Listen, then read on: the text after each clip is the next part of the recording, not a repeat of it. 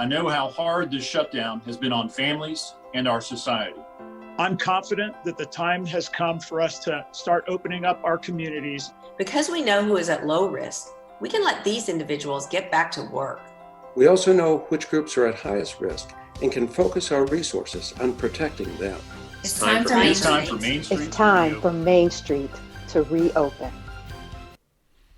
All right. Well, hi, this is Robert from Outbreak News TV, and that's a promo video from the new Job Creators Network Foundation Flatten the Fear campaign, which is designed to encourage Americans to re-engage with society as the economy starts to open up from the pandemic, the COVID-19 pandemic.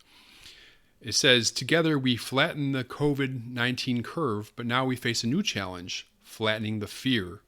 Our nation is slowly opening up, but more than a half of the country is paralyzed by fear of the virus. If we let this fear continue, the consequences could be just as dire as the disease. It's time to get back to living and re-engaging in society. And here's a couple articles that kind of talk about this stuff. And this one says, no lockdown. Doctors warn shutdowns, unleashing massive health crises and upheaval. It says a growing number of doctors are trying to show why they believe lockdowns and shutdowns are doing more harm than the coronavirus itself.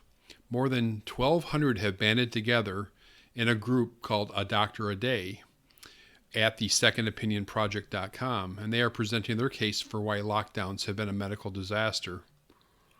We're looking at an increase in tens or hundreds of thousands of just suicides alone from the increased employment, explained Dr. Paul Franapfel, a pediatric anesthesiologist. Dr. Simone Gold, who helped found A Doctor a Day, said, cases of depression or of drug abuse that were in check have gotten worse. We're seeing this all over the country.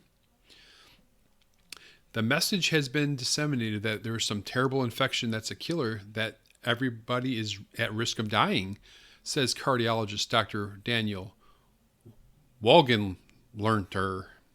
That's a tough one. But he pointed out, we know that 99.7% of people that get infected with COVID will survive. 10 times as many people die from other things on any given day. Dr. Mark McDonald, an adolescent and adult psychiatrist, brought up children, saying the risk of death to children from flu, seasonal flu, is 20 to 30 times higher than that of the coronavirus. And yet we have never closed schools. We have never asked children or teachers to wear a mask, to play separately, to eat separately, to arrive and leave separately from schools because of the flu. And now we're doing that with the coronavirus. And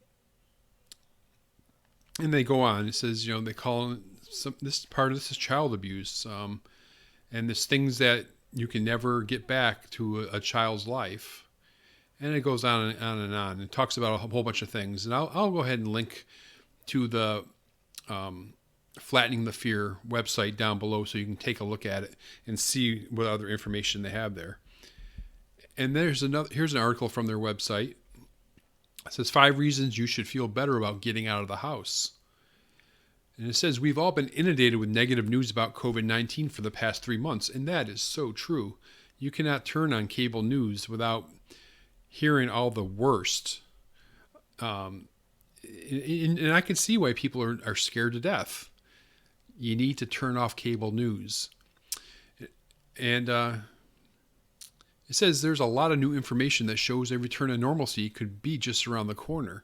For the vast majority of us, we can re-engage society safely with foul common sense precautions, such as social distancing and washing our hands. And they throw out a few facts here.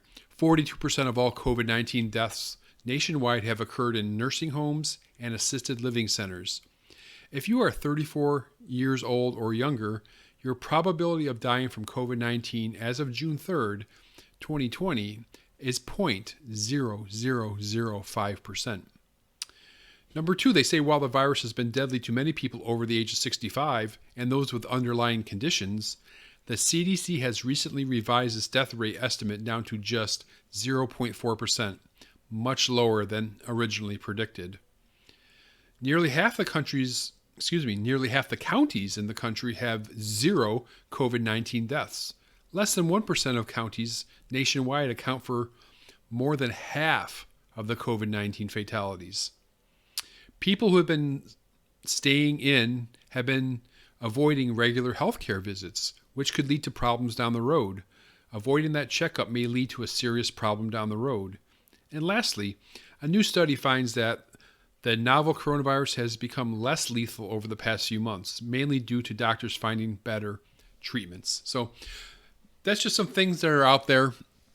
You hear everything on cable news and all the scaremongering, and here's something on the other end of the spectrum. It's just saying, listen, you can take these precautions. The risk is very low for a vast majority of the population. The risk is high for this other part of the population, and you should take such precautions. So I just wanted to share that with you. It's a new campaign that's out there. What do you think? Are they on target? Are they way off base? Should we still be holed up in our homes? I'd like to hear what you got to say. Go ahead and comment down below. Subscribe to the video. Share it with your friends. And I'll see you next time on Outbreak News TV.